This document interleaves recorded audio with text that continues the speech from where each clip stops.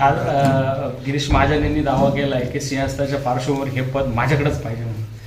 हां, ठीक आहे ना, प्रत्येकाला मागण्याचा अधिकार आहे. त्यांचे 5 आमदार आहेत, त्यांचे मतदार आहेत नाशिक जिल्ह्यामध्ये, त्यांना अधिकार आहे मागण्याचा. त्याची चूक आहे. पण दादा भुसे पण दावा करतायत तिथे शिंदे रुसून बसले. दावा तर सगळेच करणार होतं काय.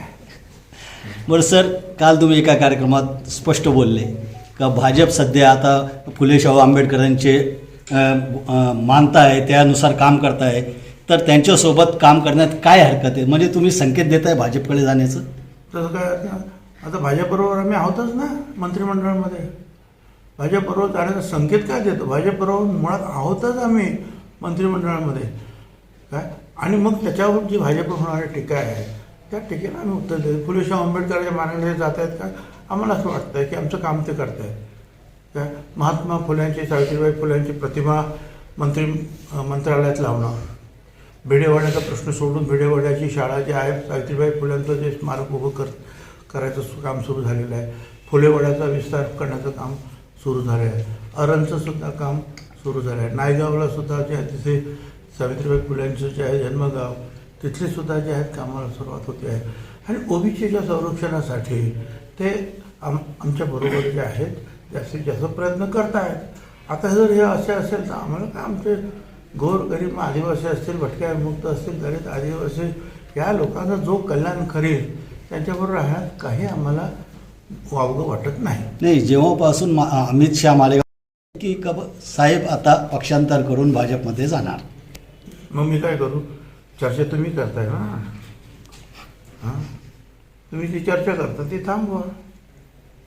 आणखी काय सांगू? साहेब, एक स्थानिक प्रश्न. आपल्याला जे आहे 5 ट्रिलियनचं उद्दिष्ट जर गाठायचं असेल आणि काही वर्षामध्ये जे आहे आपल्याला विकसित राष्ट्र म्हणून जर घोषित करायचं असेल तर आपला विकास जर आणखी वाढवावा लागेल.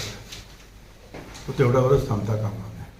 मग तो विकास जर वाढवण्यासाठी काय करायला पाहिजे ते त्याची अपेक्षा जी आहे ह्या बजेटमधून आहे. साहेब, भगवानगडाचे महंत नामदेव शास्त्री यांनी थेट धनंजय मुंडे यांची पाठराखण केली या प्रकरणावर, काय वाटतं आपल्याला? त्याच्याबद्दल काय म्हणणार? ती पाठराखण जी आहे, पाठराखण अशी कोणी करत नाही, पण त्याच्या पाठिंबाचा उद्देश असा आहे की मग तो त्यांचा गुन्हा काय आहे तो जरा सिद्ध व्हायला पाहिजे, हा मुद्दा आहे. काय जे उपमुख्यमंत्री ते सगळे तेच म्हणत आहेत ना. पण सर त्यांनी गुन्हा हा सिद्ध व्हायला पाहिजे. सर, पण त्यांनी थेट क्लीन चिट दिली असा एक सूर निघतोय. तर एका महंताने, I don't want to say anything about, मला याच्याबद्दल अधिक काय बोलू, माझं एवढंच म्हणणं आहे की मग ठीक आहे, एखाद्यावर आरोप करताना त्याच्यावर काय आरोप आहे आणि त्यांनी काय त्याच्यामध्ये सत्यता किती आहे हे थोडंफार तरी तपासलं गेलं पाहिजे, एवढंच त्याचा अर्थ आहे. बाकी जे आहे मग ते देशमुख असतील किंवा पुढे सूर्यवंशी असतील किंवा आणखी लातूरमध्ये एका धनगर समाजाच्या व्यक्तीची हत्या झालेली आहे, हे सगळे जे आहे मानवतेला काळिमा फासणाऱ्या सगळ्या ह्या गोष्टी आहेत आणि याचा धिक्कार जो आहे हे सगळ्यांनी केला पाहिजे. हा माझ्या समाजाचा आहे म्हणून मी त्याच्यासाठी लढेल, तो त्याच्या समाजात असं नाही. मनुष्य प्राणी जो आहे हा सगळा एक आहे असं महात्मा ज्योतिराव फुलेपासून गौतम बुद्धापासून सगळे आपण म्हणतोच आहोत. मग ते जर असेल तर कुणाची हत्या होऊ नये यासाठी सगळ्यांनीच एकवटलं पाहिजे आणि कुणाची हत्या झाली असेल तर त्याच्यासाठी सगळ्यांनी एक होऊन लढलं पाहिजे. सर, नाशिक जिल्ह्यात त्यांना सांगितलं कुठचंही पोलीस स्टेशन बंद होणार नाही, पोलीस स्टेशन वाढवली जाते, सगळ्या ठिकाणी अधिकारी उपलब्ध असतील. त्यांचा स्थलांतराला विरोध केली जागा ती तुमचा जास्त विरोध दिसतोय मला याच्यामध्ये. सर विद्यार्थ्यांचे जो आणि एक लक्षात ठेवा, पत्रकार म्हणून आपण एखादी गोष्ट हातात घेतली म्हणजे ती त्याप्रमाणेच आपण घडवून आणू अशी अपेक्षा कधी बाळगू नका. काल चांगले 50 लोक आले होते आणि त्यांचं समाधान होऊन ते परत गेल्यानंतर तुम्हाला तीच गोष्ट उचकवण्यामध्ये काय अर्थ आहे?